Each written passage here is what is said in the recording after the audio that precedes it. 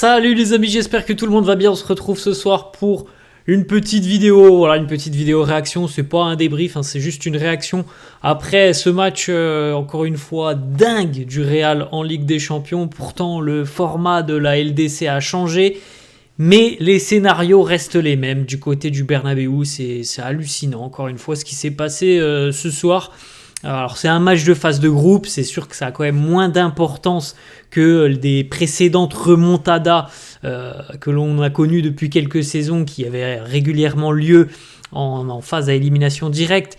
Mais je pense sincèrement les amis, qu'au vu du scénario, au vu de la complexité du début de saison du Real, je pense sincèrement que ce match va être fondamental pour la suite de la saison madrilène et ne serait-ce que l'avenir très proche, puisque dès ce week-end, il y aura le Classico. Et sincèrement, je pense que la tournure de la rencontre ce soir va apporter beaucoup de bonnes choses au sein du groupe, parce qu'encore une fois, voilà, la magie du Bernabéu a opéré ce soir.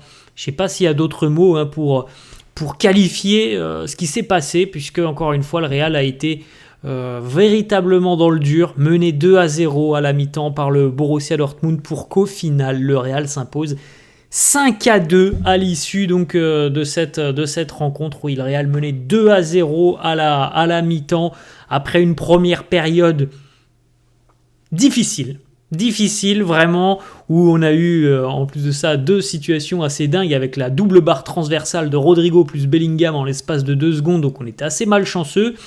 Et puis cette équipe de Dortmund qui nous a transpercé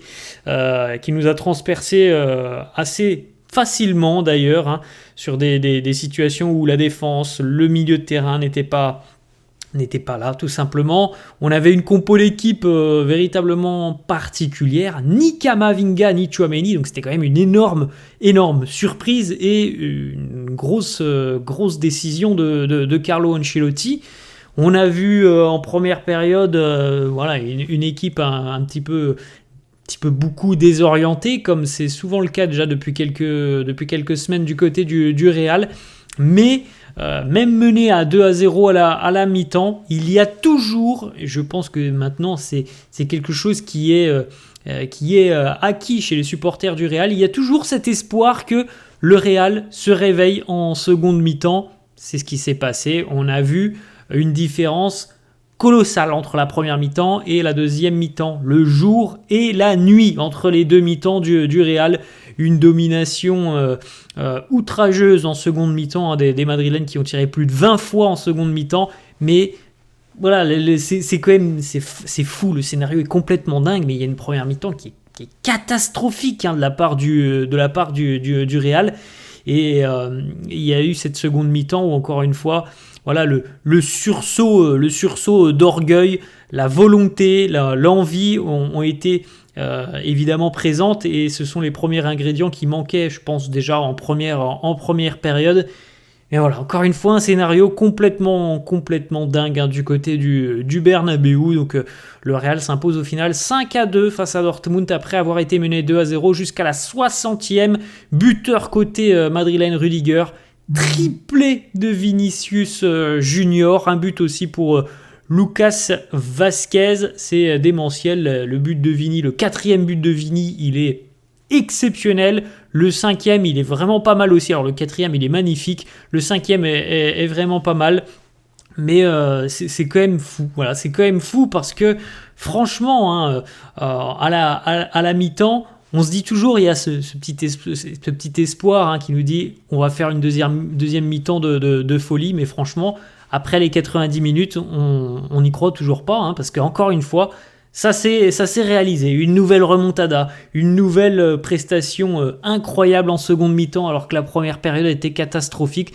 C'est quand même assez dingue, et comme je vous l'ai dit en début de vidéo, les amis, pour moi, je pense sincèrement que c'est un match qui peut être fondamental sur pour lancer, on va dire ça comme ça, mais pour lancer enfin cette saison. Je pense qu'un scénario comme ça, avec l'adversité du résultat 2-0 jusqu'à la 60e, le scénario, je pense véritablement que c'est quelque chose qui va faire beaucoup de bien au Real. Et je suis persuadé que ça va faire déjà beaucoup de bien dès ce week-end face au Barça, parce que là, le moral des troupes doit être évidemment reboosté côté merengue. Je pense que le Real a de nouveau envoyé un message à l'Europe, comme il le fait très régulièrement. Ne nous enterrez pas, il ne faut jamais nous enterrer, nous ne sommes jamais morts. Et Vinicius aussi a envoyé un message à tout le monde, le Ballon d'Or, c'est moi. Le patron du Real, c'est moi. Je pense qu'il a envoyé aussi un message à Mbappé ce soir. Mbappé qui a délivré la passe décisive pour Antonio Rudiger. Mais ce soir, celui qui marque un triplé, celui qui excelle, c'est Vinicius. Et je pense que ça aussi, c'est tout simplement un état des lieux. C'est Vinicius qui en impose et s'impose encore un peu plus comme le patron. Alors, personnellement, moi, depuis l'arrivée de Mbappé, la donne, elle n'a pas changé pour moi. Alors peut-être que dans l'imaginaire de tout le monde, la donne, elle a changé, mais pour moi, le patron du Real, c'est Vinicius, jusqu'à preuve du contraire. Et c'est encore bien plus la preuve ce soir. Maintenant, Mbappé, s'il veut, entre guillemets, devenir le patron, il faudra faire beaucoup plus. Vinicius, c'est le patron aujourd'hui, c'était le patron hier, et pour moi, ça le sera encore demain, à moins que Mbappé ne change la donne. Mais Vini, il s'est imposé en patron déjà depuis plusieurs années maintenant, et les choses, elles ne changent pas du jour au lendemain. Il l'a de nouveau montré ce soir. C'est dingue, les amis. 60e, le Borussia Dortmund menait 2-0. 95e, le Real menait 5 buts à 2, et au final s'imposait dans ce match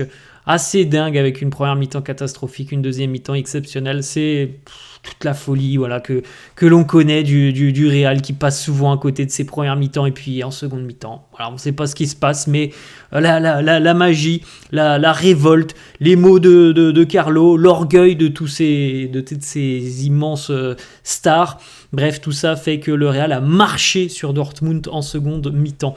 Vinicius qui marque un triplé, c'est le deuxième triplé inscrit par Vinicius en 2024 avec le Real. Il en avait inscrit un en tout début d'année face au Barça lors de la Super Coupe.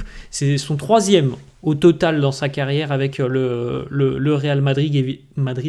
Évidemment, Vini a été élu homme du match, et c'est bien logique. Deux petites déclarations de Vinicius qui nous dit à la mi-temps dans les vestiaires. Le coach Carlo Ancelotti nous a dit que si nous marquions un but, nous allions réaliser un comeback, une remontada. C'est exactement ce qui s'est passé, et c'est souvent comme ça dans le foot. Le Real, ça arrive très régulièrement au Real, mais même chez d'autres équipes, quand tu es mené à la mi-temps, mais que tu réussis à marquer quand même assez tôt en seconde mi-temps, souvent quand même tu es en mesure de renverser des montagnes, d'autant plus quand tu es le Real Madrid, que tu as énormément de talent sur toutes les lignes, que tu as des joueurs qui sont capables de faire d'immenses différences. L'appui du public, tout ça fait que tout est réalisable du côté du Bernabéu. Il faut juste marquer ce petit but, se redonner un petit peu confiance. C'est de nouveau ce qu'il s'est passé ce soir. Autre déclat de Vini qui, là aussi, fait un petit état des lieux. Il envoie un message à tout le monde, à la concurrence. La Ligue des Champions, c'est notre compétition. On veut encore la remporter. Voilà les mots de Vinicius donc à l'issue de la rencontre entre le Real et le Borussia. Une victoire évidemment qui fait du bien au Real, qui était un petit peu au pied du mur avant la rencontre, qu'il était encore bien plus à la mi-temps, et puis au final le Real a renversé une montagne et a envoyé encore une fois un message à tout le monde. Il faudra compter sur nous. Voilà les amis, la fin de cette vidéo. J'espère que cette petite vidéo réaction vous a plu. N'hésitez pas à me laisser en commentaire ce que vous avez pensé de cette rencontre complètement folle. Moi je vous souhaite une bonne soirée et je vous dis à demain. Ciao.